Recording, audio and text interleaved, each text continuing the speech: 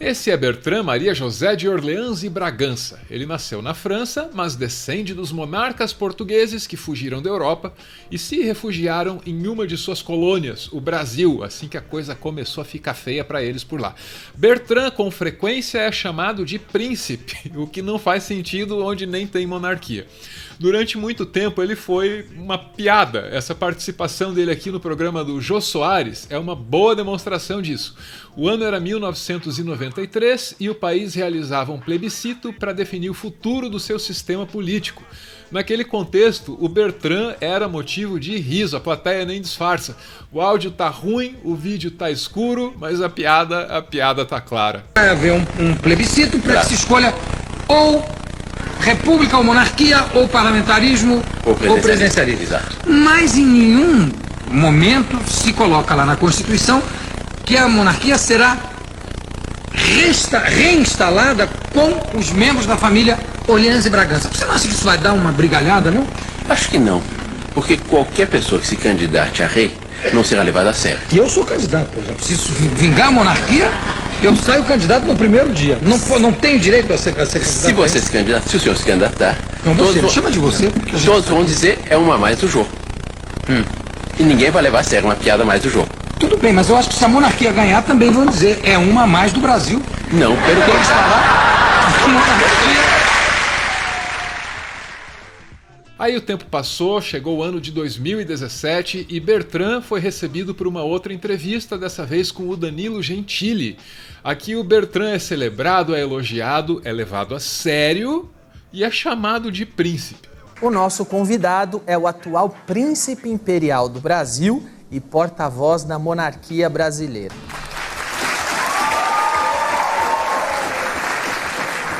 Em que momento essa coisa de monarquia começou a ser levada a sério por aqui, hein? E por quê? É o que a gente vai tentar descobrir hoje. Se você me permitir um pouquinho de intimidade, posso te chamar só de Vossa Alteza Imperial e Real Dom Bertrand?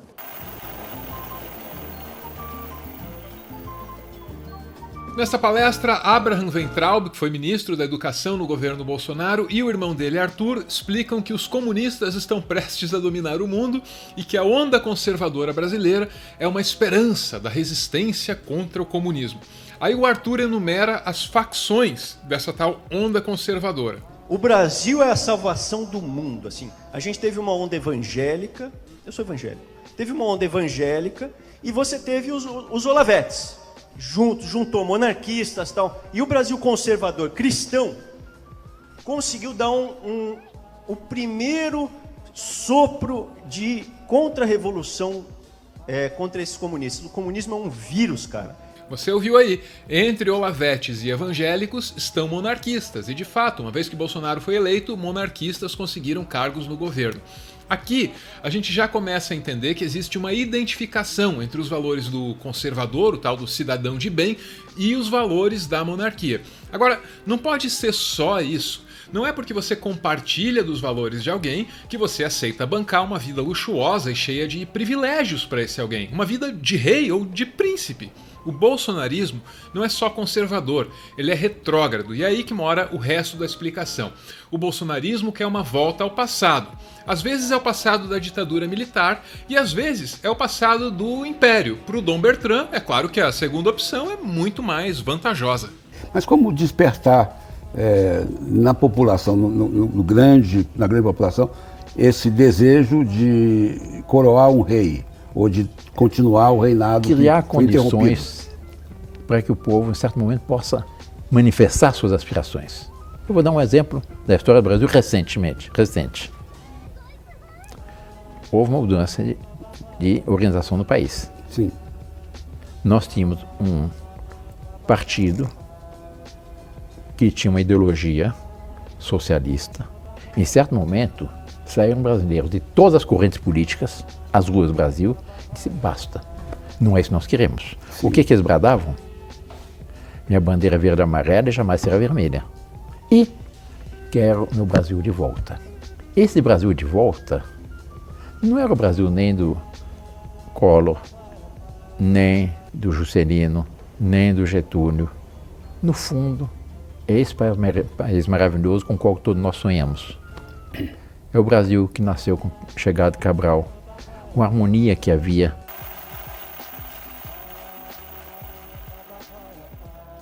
Sempre que Bertrand abre a boca para defender a monarquia, ele reforça a identificação dele com as opiniões e com os valores daquilo que os irmãos Weintraub definem como onda conservadora. Em muitos casos, Bertrand radicaliza a extrema-direita. Pega, por exemplo, o grave problema do racismo. Segundo as lideranças que emergiram com a tal onda conservadora, racismo não existe. Para mim, no Brasil não existe racismo. Isso é uma coisa que querem importar aqui para o Brasil, isso não existe aqui. O senhor acha que não tem racismo? Não, eu digo para você com toda tranquilidade, não tem racismo. Agora, volta para aquela entrevista de Bertrand em 1993.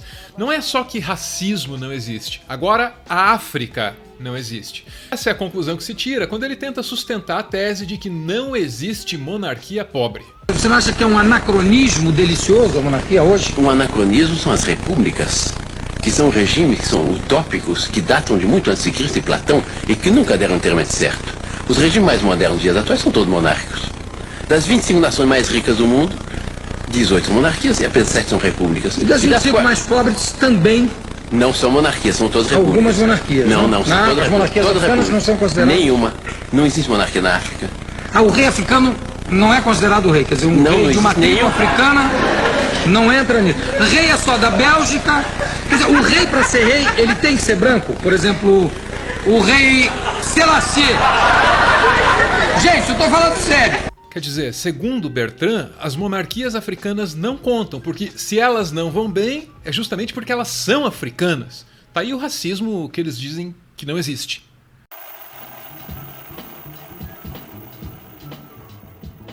No passado do Brasil, quando a aristocracia era servida pelo trabalho escravo, vieram as bases para o comportamento das elites brasileiras até hoje. A escravidão foi fundamental nessa história, é o que você lê em A Elite do Atraso, do professor Gessé Souza.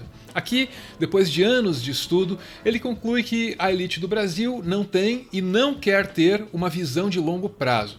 A ideia não é desenvolver o país para ter uma economia mais robusta, da qual a elite poderia tirar mais e mais lucros. Não!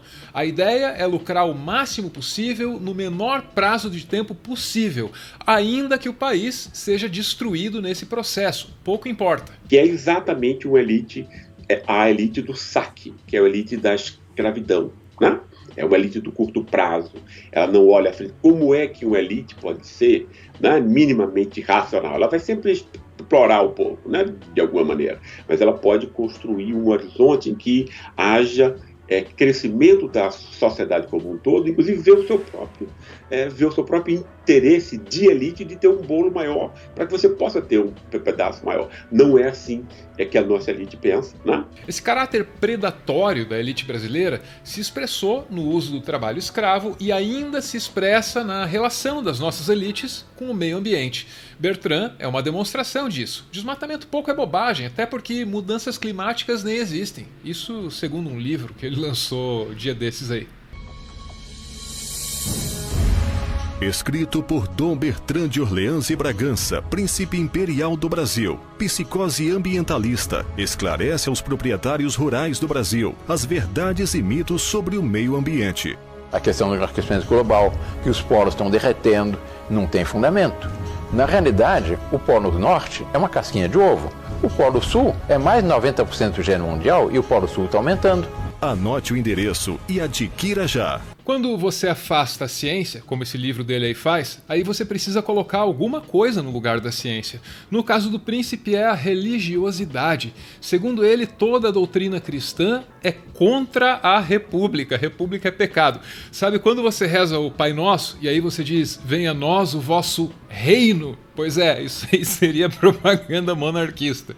A república não tem futuro. E ninguém rezando o Pai Nosso, venha a nós vossa república. Venha a nós vosso reino. Sabe o que é o pior? Essa última maluquice aí ainda é o melhor argumento a favor da monarquia no Brasil, porque pelo menos é engraçado. Alguns têm saudades da ditadura, outros têm saudades do império, eu tenho saudades dos anos 90, quando o príncipe era tratado como bobo da corte.